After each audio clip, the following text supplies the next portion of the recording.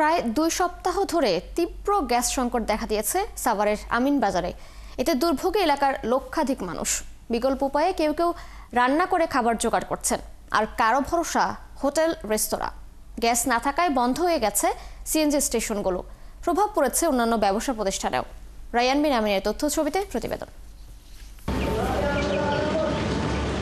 সাভারের আমিনবাজারের বড়দেশি গ্রামের ডালিয়া আক্তার প্রায় 2 সপ্তাহ ধরে এলাকায় গ্যাস না থাকায় ভিন্ন উপায়ে সারছেন রান্নার কাজ। এতে রান্না খাওয়ার সমস্যার পাশাপাশি ক্ষতিগ্রস্ত হচ্ছেন আর্থিকভাবে। এক বেলা পাক করে 2 দিন খাই, লাকড়ির অভাবে পাক করতে পারি না, আবার বৃষ্টির মধ্যে কি পাক করা যায়। এলাকাবাসী বলছেন, আমিনবাজার এলাকার প্রধান লাইনে গ্যাস লিকেজ থেকে আগুন ধরে যাওয়ায় নিরাপত্তার কারণে গ্যাস সংযোগ বিচ্ছিন্ন করে রেখেছে তিতাস কর্তৃপক্ষ। এতে দুর্ভোগে আছেন 10 এলাকার লক্ষাধিক মানুষ। আমরা পাক করা পারি না, রান্না করা পারি না, সবার না খাওয়া। আমরা দুগা ভাত রাঁধতে পারি না, রুগী বাচ্চায় ওখানে এই যে চিড়ামুড়ি খায় কোনো মতন দিন কাটাই। এই যে মেঘে ভিজতাছি আর এই যে চুলায় আগুন জ্বলতাছে, একবার নিভা যায় একবার জ্বলে।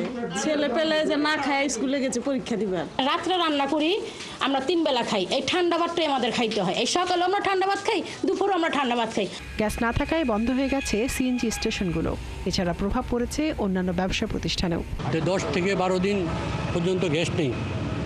এই জন্য আমাদের সিএনজি স্টেশন বন্ধ এবং গাড়ি ড্রাইভারদের তাদের অনেক দুর্ভোগ। তিতাস কর্তৃপক্ষ বলছে, দুর্ঘটনার পর মেরামত কাজ শুরু করেছেন তারা, কিন্তু পাইলিংয়ের সময় নির্দিষ্ট জায়গায় অতিরিক্ত বালু থাকায় এবং ঘন ঘন লোডশেডিং এর কারণে বিপাকে পড়তে হচ্ছে। তবে 2-1 দিনের মধ্যে সংকট সমাধানের আশা করছেন তারা। একটা জায়গায় আমার পাইপ আছে, পাইপটা লোকেট করে ওই জায়গাটা ফাঁকা রাখা হয়েছে। ওই দিক দিয়ে প্রচুর পরিমাণে বালি এবং পানি আসছে।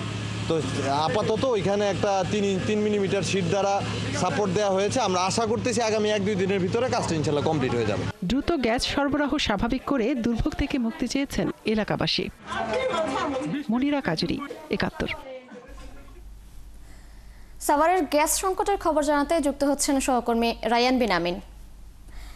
রায়ান, আপনার কাছে জানতে চাই যে কোন কোন এলাকায় গ্যাসের সংকট দেখা দিয়েছে এবং সংকট সমাধানে কি উদ্যোগ নিচ্ছে কর্তৃপক্ষ?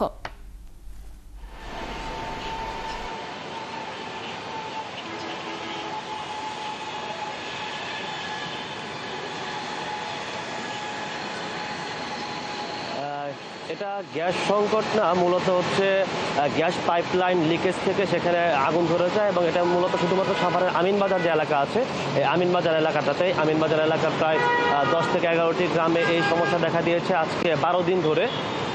ওই তাৎক্ষণিক যখন এই লিকেজটা হয়, তিতাস যেটা বলছে যে তারা ধারণা করছে পাশে কিন্তু এই যে ট্যানারি অর্থাৎ ময়লার যে চামড়ার যে আড়ত, সে আড়ত ছিল এবং এই আড়তের যে লবণ পানি, সেই লবণ পানি এসে তারা ধারণা করছে সেই লবণ পানির কারণে মূলত প্রায় এই গ্যাস লাইন যেটি আছে এটি প্রায় 30 থেকে 32 বছরের পুরনো এবং দীর্ঘদিন ধরে কিন্তু এই পাশে এই চামড়ার যে আড়ত, সেই আড়ত আছে এবং এর কারণেই হয়তো পাইপ ক্ষয়ে গিয়ে তারপর সেখানে লিকেজ হয় এবং লিকেজ থেকে আগুন ধরে যায়।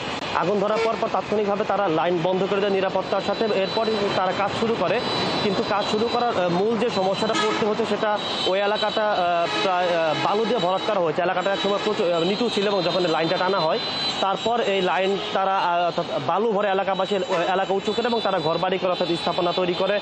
এরপরে কিন্তু এখন যখন তারা কাজ করতে যাচ্ছে, তারা যেহেতু পাইপটা প্রায় 30 থেকে 32 ফুট নিচে, ফলে তাদের খনন করতে হচ্ছে অনেক এবং যখন খনন করতে যাচ্ছে তখন বালি এবং পানি একসাথে ভেঙে পড়ছে, অর্থাৎ তারা কাজ করতে পারছে না। এই কারণে তাদেরকে পাইলিং করতে হচ্ছে। পাইলিং করে এখন এই পুরো এলাকার যে লাইন, সেই লাইন মেরামত করতে হচ্ছে এবং লিকেজগুলো মেরামত করতে হচ্ছে। এই কারণে তাদের এই দীর্ঘ সময় লাগছে। তিতাস আশা করছে যে আগামী 2-1 দিনের মধ্যেই হয়তো তারা কাজ শেষ করে দিতে পারবে। ইতিমধ্যে তাদের কাজ একদম শেষ পর্যায়ে।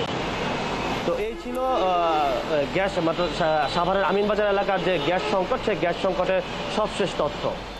রায়ান, ধন্যবাদ আপনাকে। দর্শক, সাভারের গ্যাস সংকটের খবর জানাতে যুক্ত ছিলেন সহকর্মী রায়ান বিন আমিন।